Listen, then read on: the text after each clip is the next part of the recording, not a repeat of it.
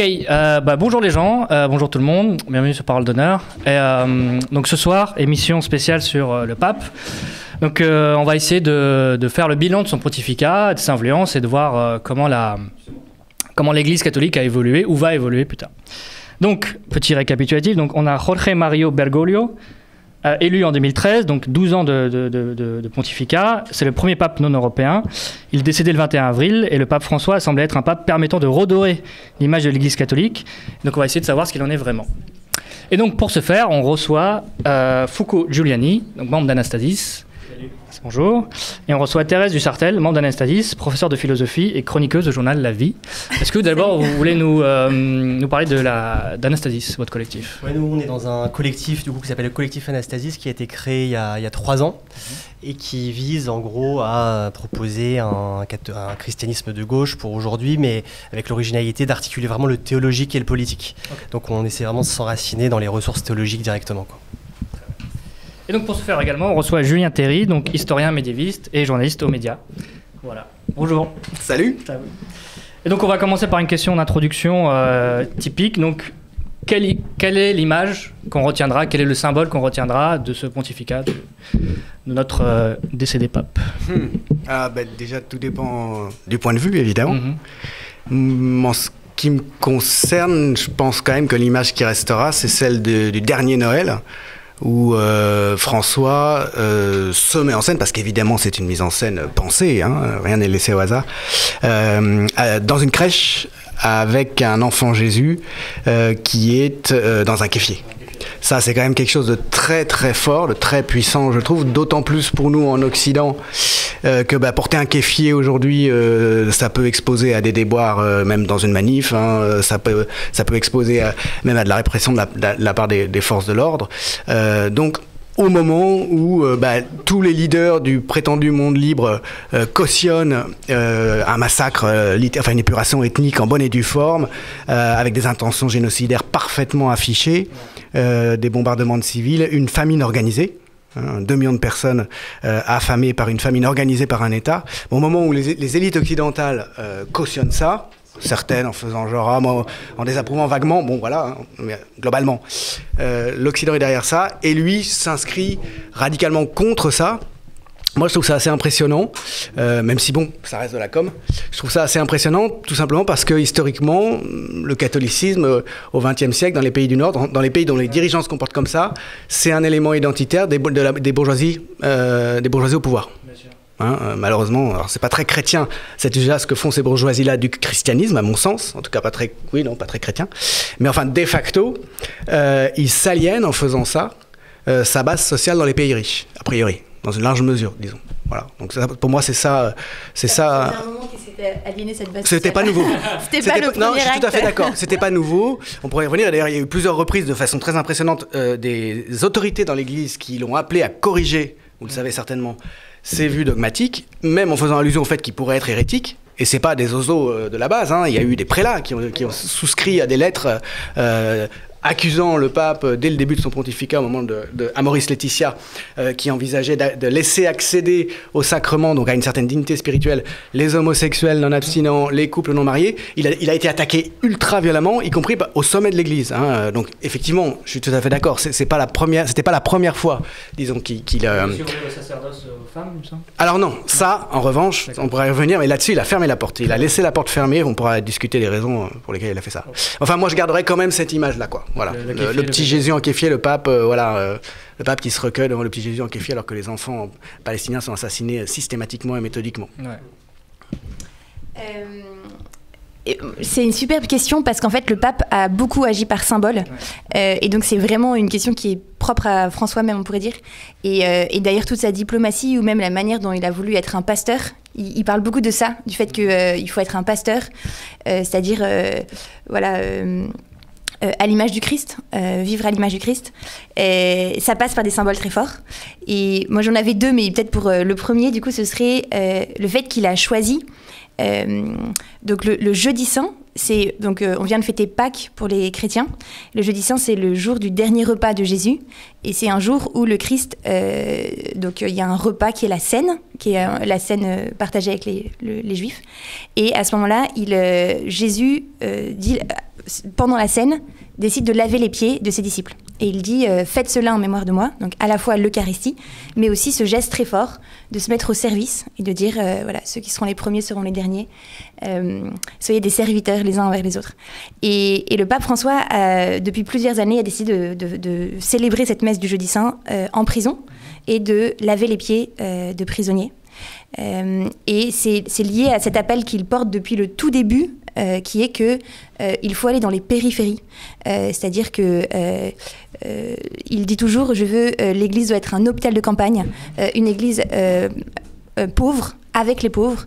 Et c'est intéressant parce qu'il est même passé de pour les pauvres à avec les pauvres, c'est-à-dire non pas pour, mais en les mettant au centre, pour que eux soient acteurs, pour que eux soient vraiment acteurs et que leur dignité soit respectée.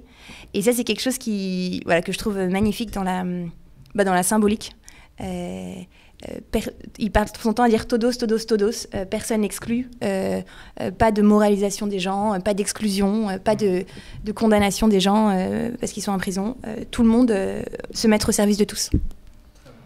Il y a un geste qui m'a marqué parce qu'en plus j'étais jeune, j'avais 22-23 ans et c'est son premier en fait voyage quand il va à Lampedusa et qui jette des fleurs dans la mer et qui dit que la Méditerranée est devenue un tombeau et qu'on est écrasé d'indifférence.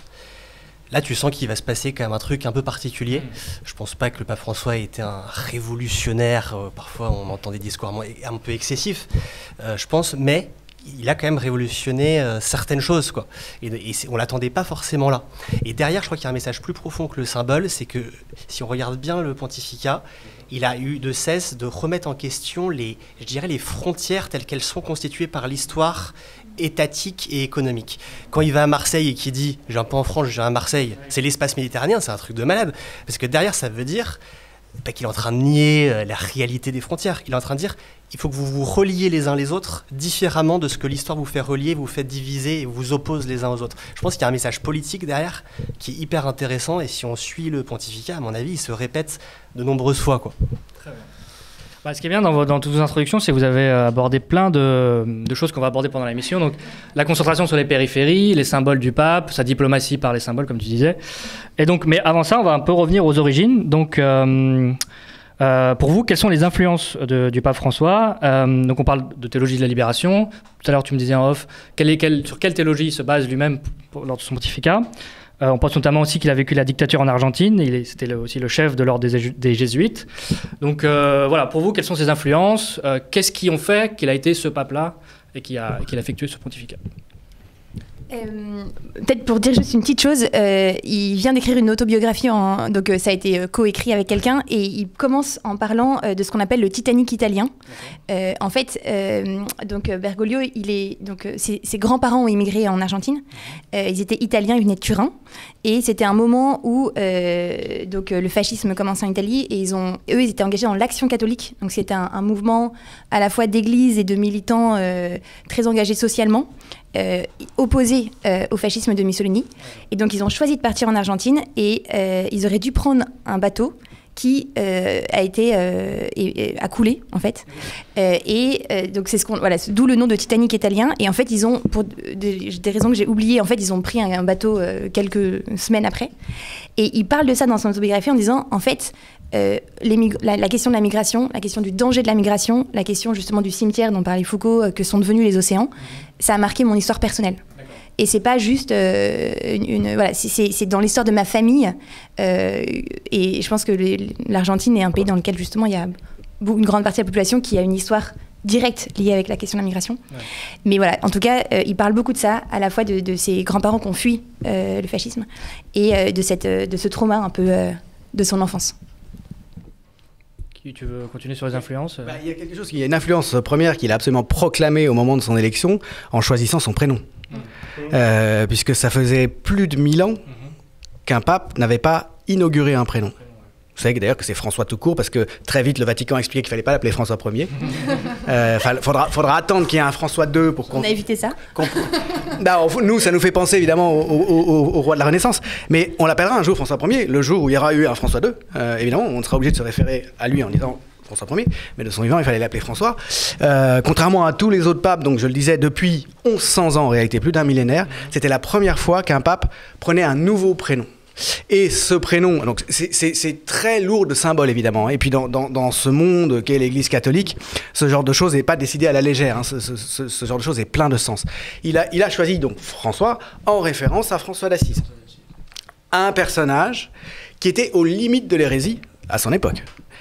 Qui se comportait exactement comme les hérétiques de son temps, mais qui a été récupéré de façon assez géniale d'ailleurs par le pape de l'époque, Innocent III, qui a compris qu'avec cette figure, s'il réussissait à la maintenir dans l'Église, il allait justement préserver l'institution alors qu'elle était soumise à de très fortes pressions et elle était en train de perdre le contact avec le laïcat, avec les nouvelles classes moyennes qui émergent à ce moment-là, puisque c'est exactement le moment au Moyen-Âge où, fruit d'un long et très lent essor économique, tout à coup, il y a des classes moyennes qui émergent et qui veulent avoir une activité spirituelle, qui ont plus seulement se contenter d'obéir à la messe, de répéter des mots, d'assister à des choses qu'elles ne comprennent pas. Le contexte, l'autorité de l'Église à ce moment-là. Alors, François, donc l'histoire de François d'Assise, qui est absolument extraordinaire, qui marque un grand renouveau dans l'Église, elle met en dialectique, en quelque sorte, autorité, institutionnalité d'un côté, et de l'autre, immanence du message chrétien.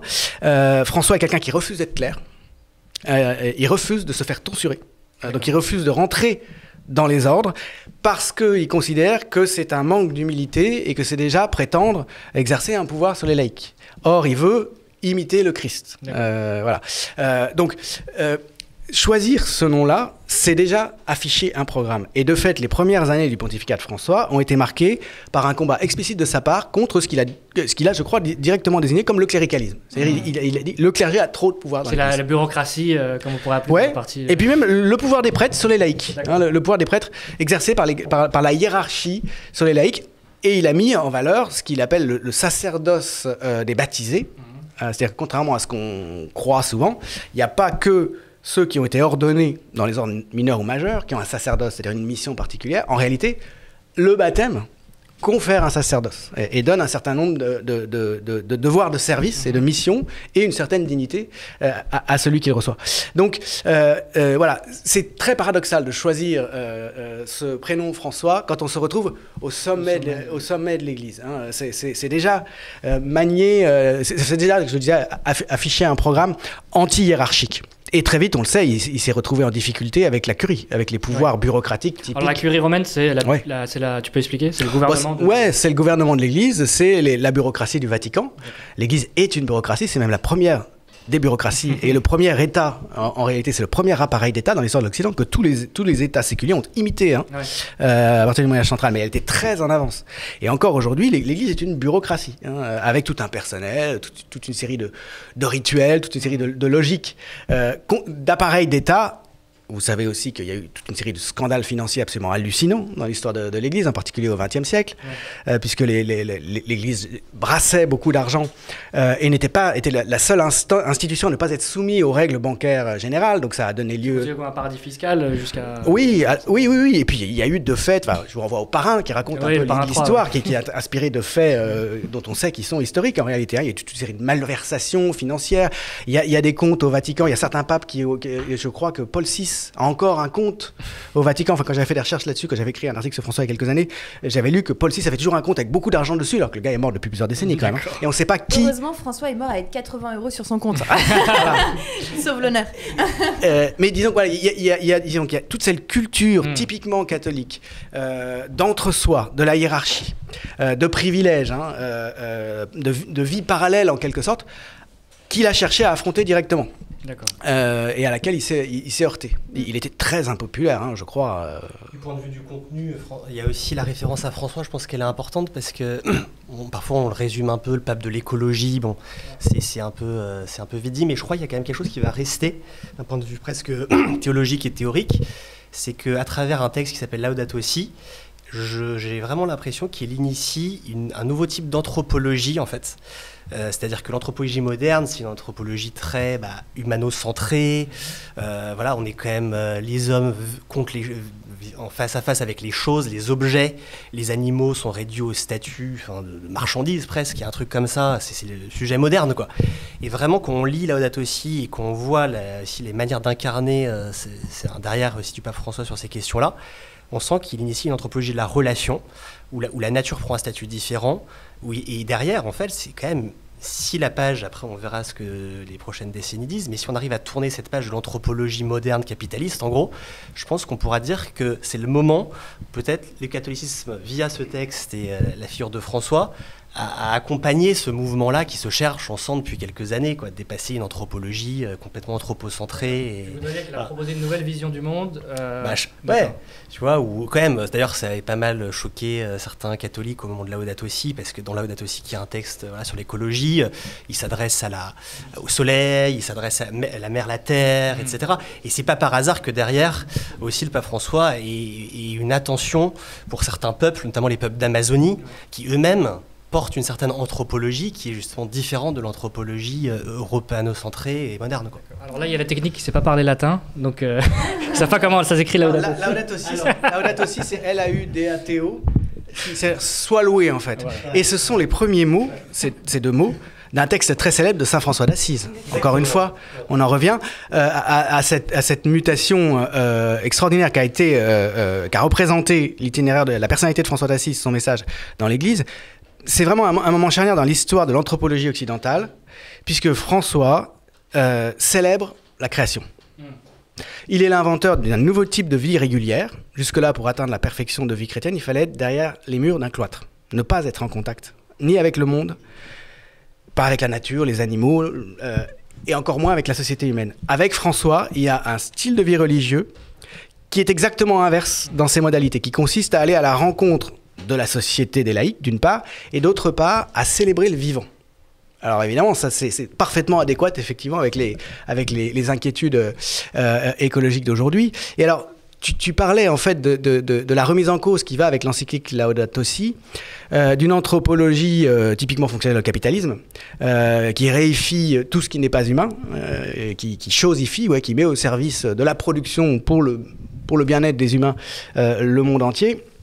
Ceci dit, les choses sont quand même complexifiées par le fait que l'exceptionnalisme humain, l'idée que les humains ne sont pas des animaux comme les autres, même peut-être pas des animaux du tout, qu'ils ont un statut extérieur, ça c'est quand même une production du christianisme aussi, dans une large mesure. Laudato Si, je veux dire, rompt pas avec l'idée quand même qu'il y a un humanisme dans le sens l'être humain a un statut supérieur, mais quand même, je pense qu'il initie un mode de relation à l'extériorité non humaine qui est différente. Alors, qui rejette l'instrumentalisation néolibérale du monde. Carrément. Ça, on est bien d'accord. Mais il n'empêche qu'il y a une forme d'exceptionnalisme qui se présente différemment, effectivement. Mais tout à fait. Dans la foi chrétienne, il y a l'idée que les hommes sont appelés à devenir enfants de Dieu. On est enfants de Dieu et par le baptême, on vit de la grâce. Et donc, effectivement, il y a cette idée qu'il y a une spiritualité particulière qui est propre à la vie humaine, mais qui implique une vie morale, par exemple, le fait d'être libre, le fait de pouvoir bien agir ou mal agir, etc. Et qui n'est pas... qui est propre à l'homme et non pas à la nature, mais ce qui n'est pas, c'est toute la question du dominum, ce qui n'est pas une manière, c'est pas pour ça que l'homme domine la nature, mais l'homme doit être au service des autres, de la nature, etc. Mais avec, effectivement, tu as complètement raison, une spécificité quand même propre. Peut-être dernier point, mais je sais pas, c'est qu'en fait, il faut quand même parler de l'Amérique latine. Oui. Faut parler du pape François. Et il faut parler, bien sûr, donc en gros, de ce qui est né en Amérique latine et qui s'appelle la théologie de la libération, et qui est donc né suite au Concile Vatican II. Ce qui s'est passé, c'est qu'au moment du Concile Vatican II, donc c'est un moment dans l'histoire de l'Église très important, entre 62 et 65, où il y a eu, au début, on pensait que ce serait un petit concile un peu rapide, etc. Et puis en fait, il y a eu un rassemblement des cardinaux et ils ont pris conscience du changement d'époque, du besoin pour l'Église de se réformer en profondeur. Et en fait, c'est un concile qui a duré 3 ans. Donc ça a été un moment très fort. Et ce concile a notamment peut-être des petits exemples qui sont un peu parlants. On est passé de la messe en latin à la messe en langue vernaculaire, donc en français, en espagnol, en arabe, etc. Et on est passé, il y a eu toute une question sur le peuple de Dieu, donc le fait que, c'est évoqué un peu ça, tout le monde est appelé à la sainteté et les laïcs ont un rôle important dans l'Église. Et en fait, peut-être quelque chose qui a manqué, et c'est notamment, ça a été marqué par un homme qui s'appelle Don Helder Camara, c'est le fait que la question de la pauvreté et des inégalités entre le Nord et le Sud n'a pas été directement traitée. Il y avait bien sûr, il y avait une sorte de vision sans doute portée un peu par la fin de la Deuxième Guerre mondiale, un optimisme, l'optimisme un peu de l'époque. C'est les années 60, donc c'est le moment où l'impérialisme était en défaite aussi, donc je pense que c'est en lien. On voyait les luttes de libération nationale, donc tout ça se mélangeait. Les grands mouvements d'émancipation c'est ça, en général. Ouais. Hein. Et je pense aussi l'idée que la technique, finalement, on va avoir une agriculture industrielle qui va nourrir tout le monde, finalement le progrès va toucher tout le monde, finalement la question de la pauvreté, elle n'est plus structurelle ou elle ne sera plus structurelle. Et à ce moment-là, il y a des cardinaux qui se rassemblent et qui font ensemble un pacte des catacombes et qui disent en tant que chrétiens, nous voulons renoncer à tous nos privilèges, donc pas d'habits spécifiques, pas de voiture de fonction, pas de... nous voulons vivre avec le peuple de Dieu, avec les gens, et mettre au cœur l'émancipation des plus pauvres, au cœur de notre vie chrétienne. Et donc ça a donné lieu par la suite à beaucoup d'initiatives magnifiques en Amérique latine, dans plusieurs pays, où beaucoup de religieux sont allés vivre avec, dans des quartiers populaires, dans certains pays. Ouais. Ça a été pas très apprécié par la hiérarchie de l'Église. Ouais, il faut quand même rappeler qu'il y a eu un retournement ensuite et que deux papes qui ont précédé François, Jean-Paul II puis Benoît XVI, ont représenté une sorte de retour en arrière, une remise en cause des choix faits par l'Église au temps de Vatican II. Alors que même d'ailleurs ces deux-là avaient plus ou moins participé à l'esprit de Vatican II, qui était un esprit général, il y a eu un backlash et Jean-Paul II a condamné. Vatican II, mais sur la théologie de la libération. Mais pas sur il n'y a pas eu un backlash sur Vatican II, je ne pense pas qu'on puisse dire ça. Mais il y a eu un backlash, je suis d'accord avec toi complètement. Benoît XVI considérait que Vatican II, dans une large mesure, avait été une erreur, avait ouvert la voie au laxisme, etc. Mais je ne souscris pas complètement à ça, mais c'est pas le sujet d'aujourd'hui. Non, mais disons que François représentait la théologie de la libération par Jean-Paul II. Non seulement il l'a remis en question, mais il l'a condamné. Exactement. Il l'a condamné officiellement. C'est Ratzinger qui l'a condamné, oui. Ouais, et celui qui était en charge de ces dossiers qui ont abouti à des condamnations sous Jean-Paul II, c'était Ratzinger, le futur Benoît XVI. Et on peut ajouter que Bergoglio, donc le futur pape François, qui à l'époque était le supérieur général des Jésuites avant de devenir archevêque de Buenos Aires, a été obligé. Alors il y a des polémiques là-dessus, il y a des controverses. On ne sait pas dans quelle mesure il était contraint par sa hiérarchie. S'il était refusé, il ne serait jamais devenu archevêque de Buenos Aires et jamais pape après, ça c'est sûr. Mais en tout cas, il a dû prendre des mesures lui-même contre un certain nombre de jésuites qui avaient pris le parti de la théologie de la libération. Il faut rappeler quand même que la théologie de la libération, vous y avez fait allusion, à un moment donné, elle accepte la lutte armée contre les régimes sud-américains de ces horribles bourgeoisies fascistes d'Amérique du Sud, financées par les États-Unis et par les multinationales américaines. Et Camara et les autres vont jusqu'à un point où même Bergoglio, par la suite, à mon avis, ne les a pas suivis. J'aimerais bien avoir votre avis là-dessus, d'ailleurs. Ils disent que le message chrétien consiste non seulement à être avec les pauvres, mais à remettre en cause de manière structurelle l'injustice sociale, les raisons pour lesquelles il y a des pauvres. Et ça, l'Église s'y est toujours refusée. Elle a considéré que c'était une déviation marxiste du message de l'Évangile. Je pense que j'avais lu une image de ce qu'est la théologie de la libération, qui est on va marquer du sceau du péché les institutions capitalistes, quoi. Donc c'est-à-dire il faut changer la société parce que sinon on vit dans le péché, quoi. Oui. Et là, si tu veux, il y a vraiment justement, et là on est vraiment sur le rebord, quoi. On est vraiment à l'endroit où les choses basculent. François, encore peu avant sa mort, a dit plusieurs fois vous me demandez aux catholiques traditionnalistes, à la droite bourgeoise pour laquelle le catholicisme est essentiellement un élément identitaire, vous me demandez de refuser, par exemple, de condamner les homosexuels, de refuser les sacrements aux homosexuels, mais par contre, si j'accorde les sacrements à un entrepreneur qui exploite ses salariés, là vous trouvez ça très bien.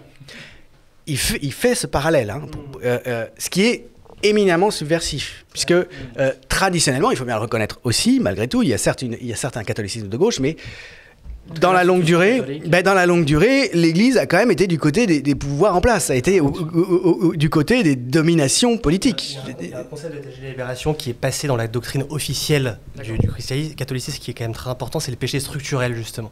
C'est-à-dire que c'est l'idée que les péchés, le mal, c'est pas juste commis par des individus, mais qu'il y a des structures qui surdéterminent.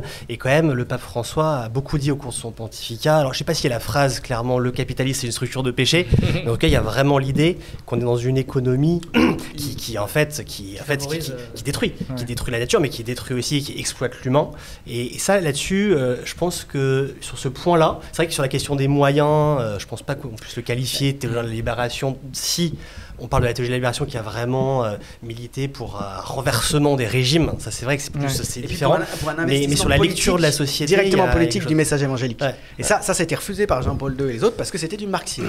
Et le marxisme, c'était l'ennemi. Je vous rappelle que c'était l'époque où le bloc de l'Est était l'ennemi. Le matérialisme contre le religieux. Le grand ennemi de Jean-Paul II. Vous savez, les bourgeoiesies européennes disent que c'est Jean-Paul II qui est venu à bout du bloc de l'Est. Mais d'ailleurs, en fait, parce que tout est toujours complexe et que malheureusement, on aimerait avoir des choses un peu simples, mais c'est pas le cas.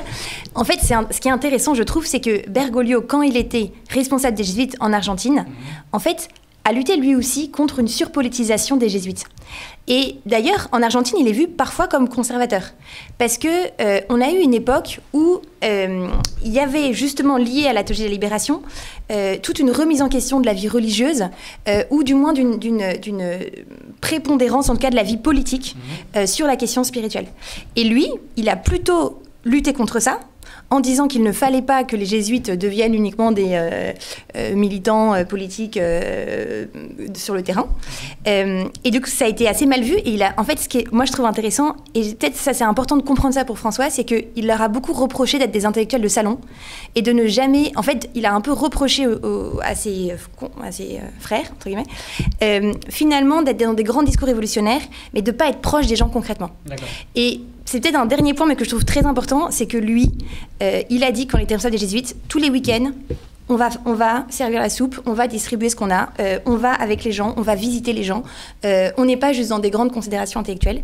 Et c'est toujours, je pense pour lui, ce qui a été important, c'est le concret, la charité, la fraternité. Et donc en fait, la pastorale. Et du coup, ça donne quelque chose qui est que, effectivement, il y a un refus du marxisme dans la nécessité historique liée à la lutte des classes. Et ça, en tant que chrétien, il y a une limite, entre guillemets, intellectuelle à ça. Mais par contre, il a à la fois tenu un discours politique très fort sur l'économie qui tue, sur l'économie qui détruit la planète, sur la dignité de toute vie humaine, le refus de la hiérarchisation des vies humaines, et à la fois toujours des gestes très forts. En fait, il n'y a pas que des discours. La vie chrétienne, c'est incarné.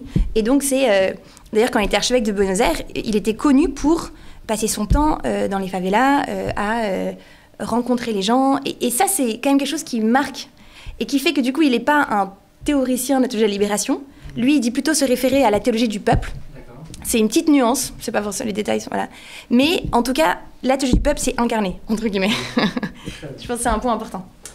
Du coup, une question sur l'influence qu'elle a eue au sein de l'Église et au sein des fidèles et au sein de l'institution catholique. Donc, est-ce qu'on peut dire qu'il y a une génération François, parce qu'on peut avoir une vision un peu caricaturale parce qu'on ne connaît pas le fonctionnement de l'Église catholique. Donc, le pape ne décide pas de tout, il n'impose pas à chaque évêque, chaque prêtre ce qu'il doit dire, faire. Donc, est-ce que, par exemple, depuis le début du génocide en Palestine, le pape a fait beaucoup de déclarations, d'appels au cessez-le-feu. On se souvient bien sûr de Jésus avec le kéfier. Donc, pensez-vous que son pontificat a réussi à infuser, par exemple, la cause palestinienne en Occident et dans les fidèles ? Alors ça s'est traduit en beaucoup de symboles, mais en termes d'actes et d'effets. Il faut bien voir qu'il est de toute façon à la tête d'une communauté absolument gigantesque, de plus d'1 milliard de personnes assurément, sans doute même plusieurs milliards, je ne sais pas exactement, j'ai pas les chiffres en tête, mais de toute façon il y a une telle diversité des types de catholicité, des sociologies des catholiques. Je veux dire, entre les pays encore assez fortement catholiques, parmi les pays riches, c'est-à-dire essentiellement les pays germaniques et un peu les États-Unis. Les bourgeoisies ultra-réactionnaires, pour ainsi dire fascistes d'Amérique latine, mais aussi les classes populaires d'Amérique latine. Les Africains, il y a encore des situations très différentes en Asie. de toute façon, il peut pas y avoir, disons, non, il peut pas y avoir de discours unitaire qui soit infusé depuis le haut. Et ça, c'est la grande puissance aussi de l'Église catholique à toutes les époques, c'est d'être inclusive et d'accepter toutes sortes de diversités, tout en maintenant en permanence la nécessité de l'unité. Il y a toujours ce paradoxe assez extraordinaire. C'est-à-dire que c'est pas les protestants où de toute façon ça prolifère. Il y a toutes sortes, il y a toutes sortes de sectes, toutes sortes de manières. Non. Bon, parce que ça donne notamment en Afrique et aux États-Unis. Mais de fait, aujourd'hui, l'un des grands défis de l'Église catholique, c'est justement le succès extraordinaire des évangéliques partout, bien sûr. qui n'ont pas justement cette unité de base. Pardon. Donc, pour en revenir à ta question, à savoir, si j'ai bien compris, quels sont peut-être les effets du discours qui a été le sien, je pense que c'est très contrasté. Il est clair qu'il a fait enrager, mais littéralement enragé au point d'être accusé, comme je disais tout à l'heure, d'hérésie à mots couverts ou explicitement, un certain nombre de milieux, un certain nombre de hiérarchies contre lui, c'est sûr. On sait bien que les catholiques de droite identitaires d'Europe du Nord le portent pas dans leur cœur, c'est le moins qu'on puisse dire. Voilà, après...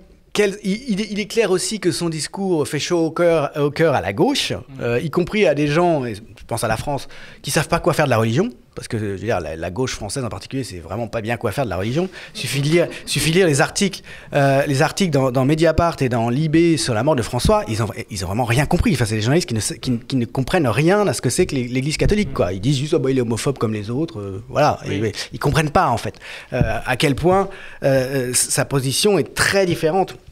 Ses prédécesseurs et heurte. Mais bien sûr. Ça reste l'aile gauche. Mais oui. Et quand il a été élu, je ne sais pas si vous vous souvenez, mais Mélenchon avait dit, c'était en 2016, 2-3 ans après qu'il soit élu, pour une fois, ils ont élu un chrétien. Ça nous fait plaisir. Il a dit ça dans un discours à Toulouse à l'été 2016, et il a dit, mais tout ce que dit ce pape, en fait, c'est ce qu'on pense. Et de fait, dans une large mesure, c'est pas fou.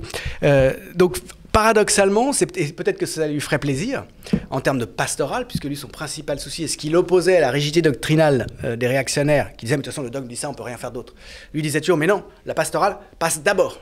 Dans la logique du sacerdoce chrétien, on ne peut pas, au nom du dogme, condamner les gens, rejeter les gens, cesser de s'adresser à eux.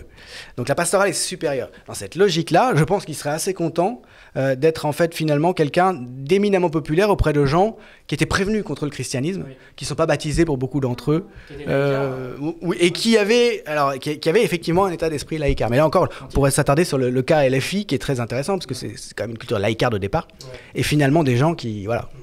Mais c'est vrai que je suis d'accord avec Julien dans la mesure où il y a quelque chose de... En fait, il existe aussi par les clivages qu'il crée. Et on ne peut pas résumer en fait un effet positif ou négatif, c'est trop tôt. Et puis l'Église, c'est un truc tellement énorme que c'est clair qu'il y en a qui l'aiment beaucoup, d'autres non. Je pense que quand même, il y a sur un point, il encourage vraiment les générations, je dirais, de jeunes chrétiens, si on passe en la France. C'est que justement, c'est un pape qui a beaucoup mis l'accent sur l'articulation de la foi et de l'action collective, quoi. Et que ça, je pense qu'il est porteur d'une culture politico-spirituelle qui n'est pas celle de l'Occident, peut-être plus proche de l'Amérique du Sud. Mais en fait, je pense qu'en France, on est beaucoup conditionné à penser que religion égale violence, religion égale guerre, plusieurs religions sur un territoire égale forcément guerre de religion et tout. C'est pas du tout, je veux dire, l'approche de François. Lui, au contraire, évidemment, il y a des conditions à réunir qui sont celles du dialogue, du respect de la religion de l'autre, mais lui, il est plutôt sur l'approche que les religions peuvent participer à la construction d'un bien commun. Mais alors pour ça, après, il faut une vision politique cohérente, critique de l'économie actuelle, qui lâche aussi un peu sur le pouvoir des puissants, et là, je pense aussi qu'il visait quand même les pays du Nord. Ouais, je m'insère dans ce que tu dis. On peut penser peut-être qu'il avait une vision humanitaire. Toi, pour toi, c'est vraiment une vision politique.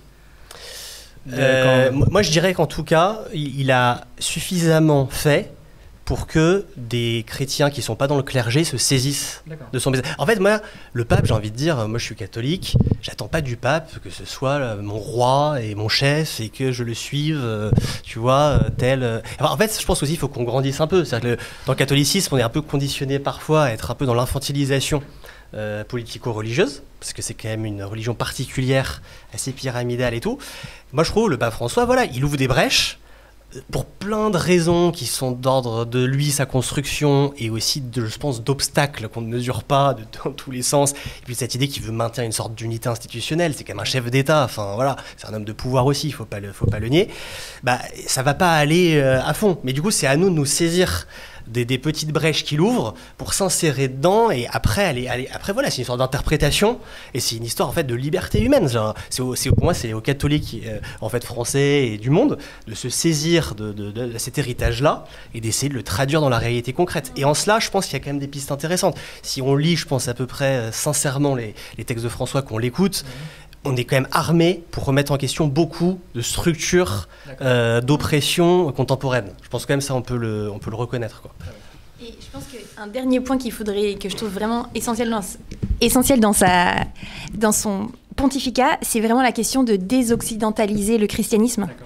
Ça a été très fort, et ça, je pense que c'est aussi ça qui a beaucoup heurté les Occidentaux. Un peu des phrases comme ce qu'il avait pu dire à Marseille en disant « je viens pas en France, je viens à Marseille », qu'on a pris comme une attaque ad hominem, alors qu'en fait, le sens est bien plus intéressant. Comme disait Foucault, c'est plutôt envisager qu'il y a d'autres relations que des relations purement binationales ou des relations entre des États. Et il a vraiment, sur cette question-là, il y a eu un texte très important qui s'appelle Querida Amazonia, où il a voulu parler de l'importance de l'inculturation, c'est-à-dire le christianisme n'est pas une culture en soi, le christianisme c'est la proposition d'une conversion du cœur qui peut s'insérer dans toutes les cultures, mais du coup une dénonciation aussi d'une occidentalisation du monde qui serait liée à la foi chrétienne. En fait, devenir chrétien, c'est pas devenir américain. Chrétien, oui, c'est pas du tout. Il y a une confusion complète. Européen. Et il a beaucoup mis en avant la question de l'inculturation, et sur la Querida Amazonia, il a reconnu en reconnaître les souffrances spécifiques de l'Amazonie, les souffrances spécifiques des peuples indigènes, le besoin, donc une valorisation très forte, faire connaître ces peuples, valoriser ces peuples, pas valoriser comme des victimes, mais juste mettre en lumière que ils nous ont... Et en fait, ce que je trouve très intéressant, c'est qu'il dit l'inculturation, c'est à la fois de respecter chaque culture et de se laisser enseigner par chaque culture. En fait, chaque culture, chaque peuple a dans sa culture quelque chose on pourrait même dire, alors je ne sais pas si le terme universel est pertinent parce qu'aujourd'hui c'est compliqué d'utiliser ce terme, mais chaque culture découvre quelque chose de l'amour humain, de la vie divine, de la fraternité, de la solidarité. Et donc il faut chercher dans chaque culture ce qu'on pourrait appeler le terme semence du verbe, c'est-à-dire en gros les traces de l'Esprit Saint, les traces de la foi, etc. Mais c'est pas du tout. Et donc il y a une critique très forte de l'occidentalisation du monde. On n'est pas là pour dire que devenir chrétien, c'est devenir européen, américain, etc. Et ça, je pense que pour nous Européens, c'est très compliqué. Ce qui est extrêmement fort aussi, avec un christianisme qui s'est un peu développé aussi par la violence, la colonisation. Donc c'est une remise en cause de l'histoire. En t'écoutant, plus t'écoutes, plus je pense que c'est décidément une figure, ce François. Quand même dans une large mesure de rupture si on reprend l'histoire longue du catholicisme. Parce que si on remet les choses en perspective quand même, Vatican II dont tu parlais à très juste titre, on ne peut pas exagérer l'importance de ce moment dans l'histoire de l'Église catholique. Il y a un texte tout particulièrement qui s'appelle Lumen Gentium, que vous connaissez, qui est une révolution totale, qui est d'ailleurs encore aujourd'hui refusée dans son esprit par une bonne partie des catholiques, par les catholiques réactionnaires. Ce texte, Lumen Gentium, dit pour la première fois dans l'histoire du catholicisme que l'on peut être sur la voie de Dieu, que l'on peut être conforme à la volonté de Dieu, sans être catholique. Le texte... Hors de l'Église, pas de salut. Voilà. C'est la fin de ça.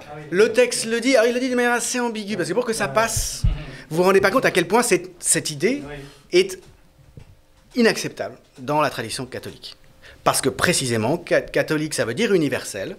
Le message paulinien tel qu'il était entendu jusque-là était uniformisant dans une très large mesure. Alors l'Église progressivement a appris, bien sûr, à transiger avec tout ça, mais il y avait quand même, par opposition notamment d'ailleurs au protestantisme, cette idée qu'il y a un Père unique, qui a une tête unique, c'est Rome, c'est pas un autre endroit.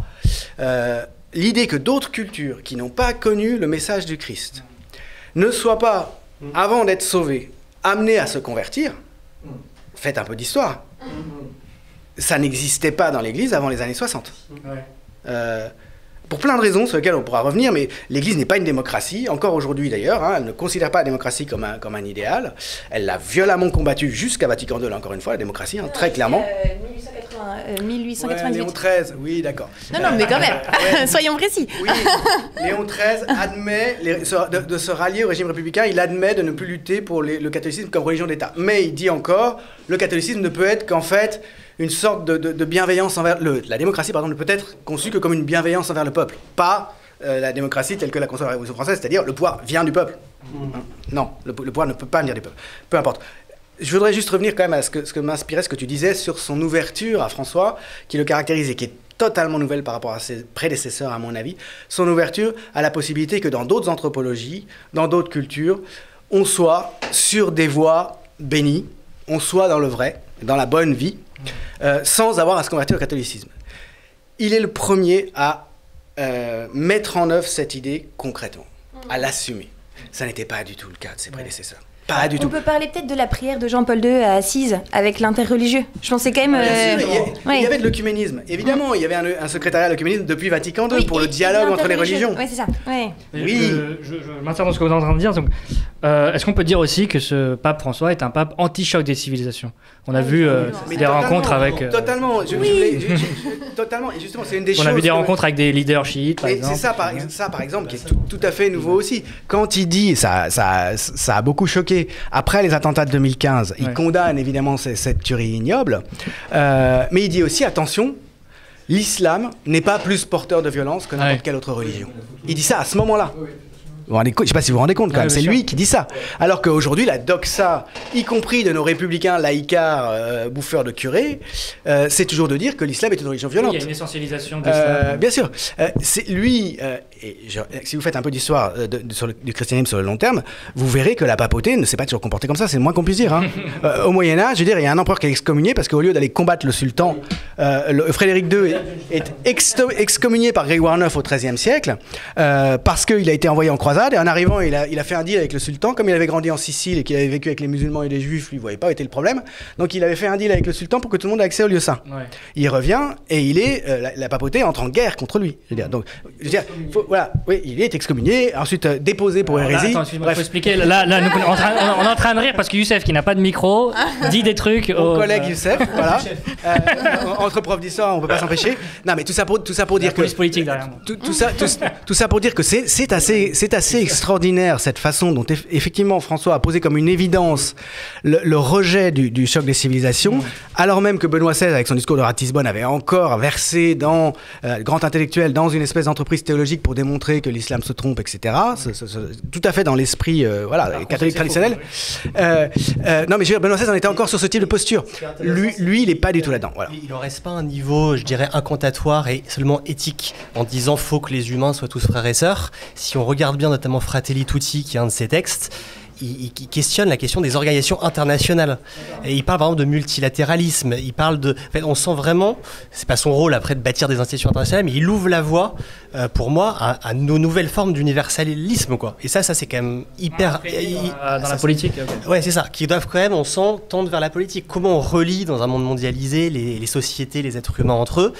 Pour ça, première chose, c'est qu'il faut s'extraire des modes en fait collectifs d'existence qui, pour l'instant, créent tout simplement des divisions et des dominations en fonction des continents, en fonction des types de sociétés. Et pour ça, je trouve que c'est quand même hyper parlant que quelques mois avant sa mort, il y a le grand conflit avec le trumpisme politique. Je veux dire, un des derniers textes vraiment politiques de François, c'est quand même la lettre qu'il envoie aux évêques américains en leur disant il y a une déportation de masse de population. Et là, il y a une instrumentalisation de la religion chrétienne de la part du pouvoir américain. Ça se greffe autour d'un concept qui est l'ordo amoris, qui est un concept religieux. En gros, est-ce qu'il faut aimer ses proches autant que les personnes lointaines? Et il montre que le vrai sens, c'est certainement pas de bâtir une sorte de préférence, en gros, nationale, et que le rôle des chrétiens, c'est pas de hiérarchiser la valeur des vies en fonction de la nationalité. Et ce texte est limpide. Mais si on le tire, on voit bien que derrière, il y a l'idée de repenser l'organisation internationale, quoi. Peut-être un dernier événement comme on parlait des symboles et de la diplomatie un peu par le symbole du pape François, il y a aussi une rencontre assez exceptionnelle avec le grand imam d'Al-Azhar en Égypte. Qui de l'institution Al-Azhar, donc grande école, grande université islamique. Voilà, au Caire, et qui a permis d'aboutir à un texte, donc en 2017, 2 ans plus tard, sur la fraternité humaine. Et ils ont tous les deux dénoncé l'instrumentalisation de la religion au service de la violence, en disant non, la religion n'est pas porteur de violence, n'est pas porteur de guerre, etc. Mais on reconnaît ensemble la grande fraternité humaine qui nous unit. Et ça a été, alors typiquement, ça a été plus ou moins bien accueilli, ce texte, mais c'était d'une radicalité exceptionnelle. Et là, la photo de leur embrassade, la photo de cette main tendue, etc., est un symbole extrêmement important. Parce que, pardon, la question c'était notamment, est-ce qu'on peut dire que c'est le pape de la fraternité? Il n'a fait que ça. Pour moi, c'est vraiment toujours rappeler. Moi, ce que j'aime beaucoup chez le pape François, c'est qu'il passe son temps à dire la maladie de notre époque, c'est le fatalisme. On voit des problèmes et on se dit de toute façon, la guerre c'est une évidence, de toute façon on va finir par... etc. Et lui dit non, il faut rêver, tout est possible. Et donc il pose constamment des actes d'espérance et des actes significatifs, mais qui sont porteurs d'une puissance alors politique, mais mystique, très importante, quoi. Et donc jamais un combat contre cet esprit du fatalisme, cet esprit de l'abandon, du désespoir. Ouais, tout à fait. Très bien. Donc là, il nous reste quelques minutes, enfin une dizaine de minutes. On va essayer de parler de la suite. Donc, à votre avis, quel va être l'héritage? Déjà, l'héritage, vous l'avez posé, donc beaucoup d'écrits progressistes. Donc, à votre avis, je ne veux pas vous demander qui va être le prochain pape, mais qu'est-ce qui va rester de lui? Et qu'est-ce que vous pensez que l'Église catholique peut devenir à partir de maintenant? Alors, on entend par exemple beaucoup parler du cardinal Sarah. Est-ce qu'il a des chances? Pas du tout. Aucune chance. Voilà. Ouais. Après, honnêtement, c'est une question difficile. Mais ce qu'on peut observer factuellement, c'est qu'il y a 80% du collège électeur, donc les cardinaux qui ont été élus du temps de François, donc qu'il a mis beaucoup de cardinaux quand même qui ont remplacé des cardinaux européens par des cardinaux plutôt de pays du Sud. Donc il y a eu un rééquilibrage. Après, rééquilibrage géographique ne dit pas forcément rééquilibrage idéologique, mais ça c'est vrai. Ouais, c'est vrai. Les cardinaux qui sont issus d'Afrique ou d'Asie ou d'Amérique latine sont très réactionnaires. Ils peuvent être extrêmement traditionnalistes. C'est une question morale. Mais pas forcément sur par exemple sur la question des inégalités du pays du Nord et du Sud, sur la dénonciation du capitalisme, ils sont plutôt... En fait, c'est ça qui est intéressant, c'est que tout est un peu brouillé. Nous, on a des images très claires, conservateurs, progressistes, c'est pas du tout les mêmes. Non, ça fonctionne pas pareil. On peut postuler qu'il a quand même veillé à avoir un équilibre, certes, pour pas faire éclater l'Église, mais quand même de favoriser des tendances avec lesquelles il est plutôt... Donc moi, je suis pas pessimiste. Néanmoins, il y a un bouquin d'un journaliste de La Croix qui est intéressant, qui s'appelle « Comment l'Amérique veut changer le pape ». Et il a fait une interview à France 24 là, que j'ai lue, et il dit il y a en ce moment, il y a des discussions, des influences qui jouent, et clairement, il y a au niveau politique des intérêts qui sont à l'œuvre pour pousser, il dit, le rêve ce serait un pape mou, un pape contrôlable, et évidemment il y a l'argument financier qui est derrière, puisque les États-Unis, notamment grâce à ce qu'on appelle le denier, qui est une sorte d'impôt des fidèles en gros, participent énormément au financement de l'Église, même si à côté de ça il y a les recettes des musées du Vatican, etc. Je crois que c'est environ un gros tiers des ressources viennent des États-Unis. Du coup, il y a quand même cette influence-là.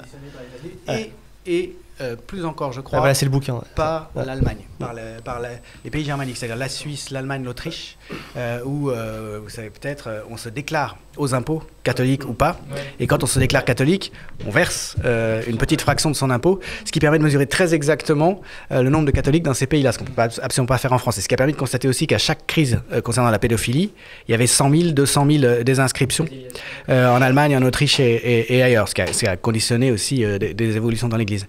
Ouais. Est-ce que, juste dans la continuité de ce que vous êtes en train de dire, désolé, est-ce que pour vous aussi, son pontificat s'inscrit, j'ai l'impression, dans la translation aujourd'hui, le futur du catholicisme, est-ce que c'est pas le Sud finalement? C'est là où on a le plus de pratiquants, il me semble. Donc, largement. Il y a beaucoup plus de catholiques dans les pays du Sud global que dans les pays riches du Nord. Et comme tu le rappelais, Bergoglio, finalement, c'était le pape de la transition parfaite, parce qu'en réalité, c'est pas un Européen, c'est un Argentin, mais ses deux parents étaient italiens, sont nés en Italie. Voilà. Donc, c'était le premier pape non européen, quoique d'ascendance européenne. Enfin, le premier pape non européen. Si on enlève les Africains, parce qu'à l'époque où l'Afrique était l'Afrique du Nord, en fait, ce qu'on appelait l'Afrique était chrétienne. Voilà, mais c'était avant l'islam, quoi. C'est le premier pape non européen. Est-ce que le suivant va être issu du Sud? Ça, c'est une grande question.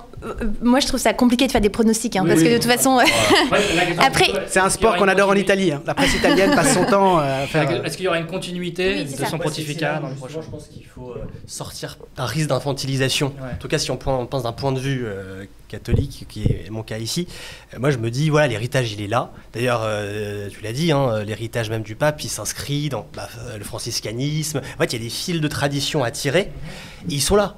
Genre la théologie de la libération, elle est là, et il s'agit pour nous d'actualiser dans le présent les héritages chrétiens qui nous semblent être les plus valables.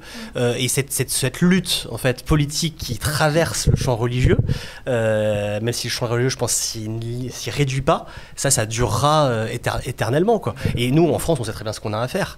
Enfin, je veux dire, quand tu as un candidat comme Zemmour qui drague les catholiques identitaires, quand tu as un plafond de verre qui a sauté dans les rangs chrétiens pour l'extrême droite, quand tu as le choc des civilisations qui s'est instauré comme une sorte de truc qui se répète, nous, notre rôle en tant que chrétiens, c'est de casser ces mythes-là et de les remplacer par des mythes émancipateurs. C'est notre rôle politique, mais ça, c'est à nous de le faire. C'est pas le pape, c'est pas lui qui va le faire, quel qu'il soit. Peut-être que ce qu'on peut noter, c'est que François a été un pape... on pourrait dire qu'il a posé beaucoup de symboles, mais c'est sûr qu'il n'y a pas eu de grandes réformes, donc en fonction de la personne qui va suivre, ou bien c'est quelqu'un qui va s'inscrire dans son sillon et qui va continuer et surtout traduire tous ces gestes dans une réforme concrète, par exemple du droit canon ou par exemple d'autres textes de l'Église. Mais le risque, entre guillemets, c'est que, peut-être que s'il n'y a pas cette personnalité qui trace et qui continue à creuser le sillon, peut-être que le sillon sera moins profond. Après, ce qu'on peut dire au niveau de la France, c'est que récemment, il y a 3 semaines, il y a eu l'élection du responsable des évêques français. Et la personne qui a été élue, c'est Jean-Marc Aveline, qui est l'évêque de Marseille, qui avait été nommé cardinal par le pape François et qui porte vraiment dans son cœur typiquement la question de l'interculturalité, la question de toute l'urgence de la diplomatie au niveau de la mer Méditerranée pour faire de la mer Méditerranée un lieu de vie et non pas le cimetière dont on parlait. Et lorsque le pape est venu à Marseille il y a 1 an et demi, il me semble, il a notamment été invité par Jean-Marc Aveline.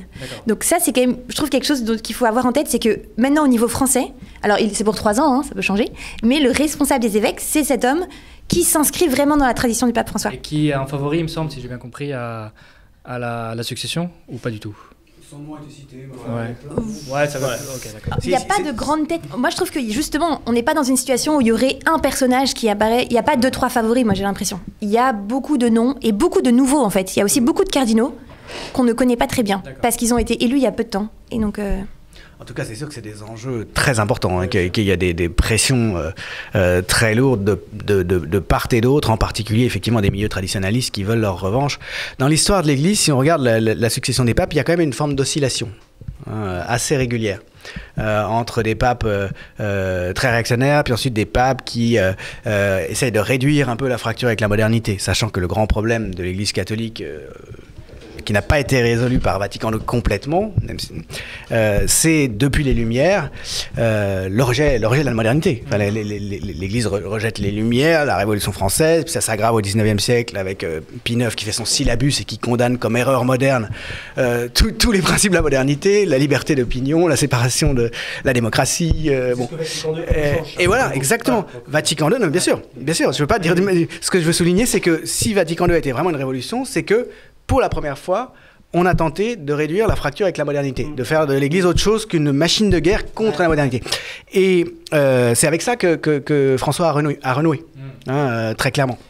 Après, la difficulté, c'est que la modernité, dans un sens, faut pas faire de rupture, dans le sens où l'héritage de démocratie et tout, faut le prendre. Et en même temps, la modernité est en crise. Mais bien entendu, et c'est ça qui est intéressant. Moi, je lisais Enrique Dussel il y a pas longtemps, et justement, pour moi, et d'ailleurs, il connaissait le pape François. Il y a des liens, voilà, exactement. Il y a des liens entre un courant critique de la modernité, mais pas réactionnaire. Donc pour moi, c'est ça qu'il faut conjuguer. C'est pour ça que François intéresse particulièrement, y compris des gens qui ne sont pas baptisés, qui ne sont pas catholiques.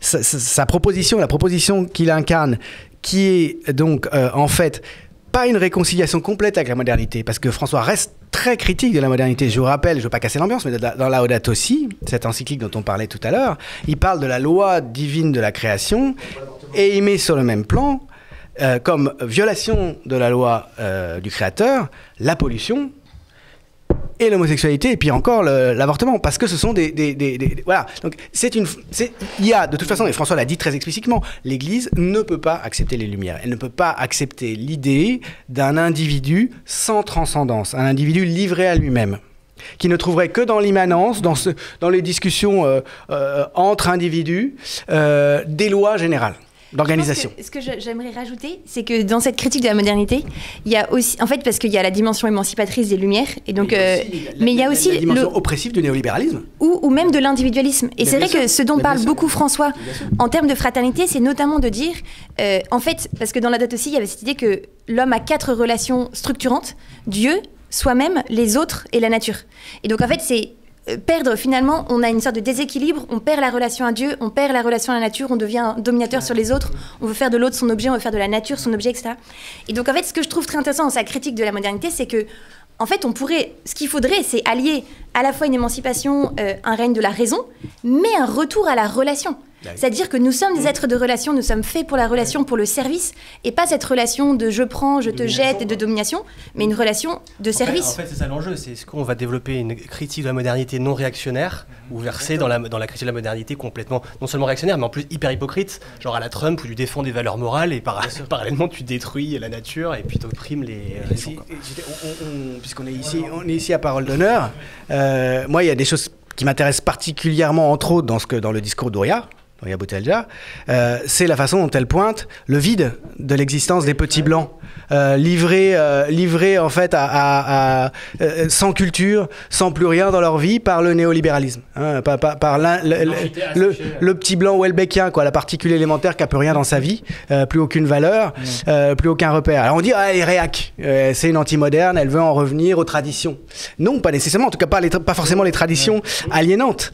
Et de ce point de vue-là, ce que François, la critique de la modernité non réactionnaire, non nécessairement réactionnaire, qui est en revanche intraitable avec le néolibéralisme, avec la façon dont le néolibéralisme ne voit dans l'humain qu'une machine à produire, hein, et s'il n'est pas capable de produire, son existence n'a pas de valeur, en réalité.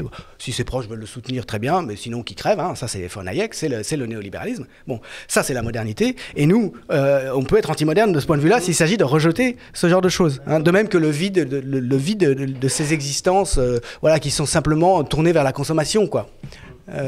Cette critique de l'antimodernité-là, je pense qu'on peut la trouver chez François. Tout à fait. Dans Laudato Si, il parle beaucoup de ça. Et c'était intéressant parce que je lisais Cécile Duflot récemment qui parlait de Laudato Si et de François en disant justement, en fait, Laudato Si, c'est un texte qui a apporté autre chose qu'une simple critique, on pourrait dire, des ressources, de notre surexploitation des ressources, de notre extractivisme, etc. Et il crée, en fait, que François passe son temps à dire tout est lié. Il n'y a pas une crise écologique, une crise économique, une crise sociale. C'est qu'il y a une crise générale. Le cœur de l'homme est perverti, entre guillemets. On a perdu le sens de l'autre, le sens de Dieu, le sens de la nature, etc. Et donc, il y a une crise multiple qui est une crise de sens, en fait. Et donc, justement, ce sens, c'est pas un sens retour aux traditions comme un tas de cendres, etc. Pas du tout. Il y a un besoin de retrouver le sens et de retrouver notamment ces relations d'émancipation et de fraternité. C'est une parfaite conclusion. Merci à vous pour cette émission. Merci. On nous presse derrière. Merci beaucoup.